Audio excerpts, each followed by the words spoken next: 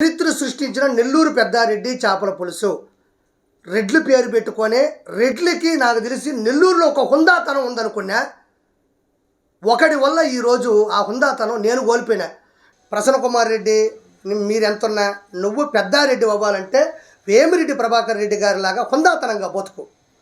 నీ జీవితంలో పెద్దారెడ్డి వీపీఆర్ అవ్వాల్సిన అవసరం లేదు. అందరూ కూడా అవ్వండి. నేను అంటున్నా పెద్దారెడ్డి అంటే నా దృష్టిలో పెత్తనం చేసేవాడు మాత్రమే కాదు, పేదరికాన్ని కూడా సమచూతికంగా చూసేవాడిని పెద్దారెడ్డి అంటారు తప్ప మీలాగా ఆడోళ్ళ మీద పడిపోయి అడ్డదిడ్డంగా మాట్లాడేసి పక్కన ఆయన కూర్చోబెట్టుకుని ఒక 1000 కోట్లు ఇస్తా అన్నాడేమో. మెయిన్ ఆయనే కదా జగన్ పక్కన. దానికి నువ్వు మురిసిపోయి డయాబెటీస్ లు దిక్కుమాలిన క్వశ్చన్లు మాట్లాడి నీకు దమ్ముంటే నువ్వు టీవీ దగ్గర ఏబిఎన్ దగ్గర ఇక్కడ 16 ఛానళ్ళకి రమ్మ దమ్ముంటే నీకు వేమిరెడ్డి గారు వింటూ కూడా బేకలేవు. నువ్వు చెప్తున్నా విను, ప్రశాంత్ రెడ్డి గారు ప్రశాంతంగా నీ మీద గెలిచిపోతారు. గుర్తుపెట్టుకో, నువ్వు ఎప్పటికీ వైఎస్ఆర్సీపీ మాజీ మాత్రమే.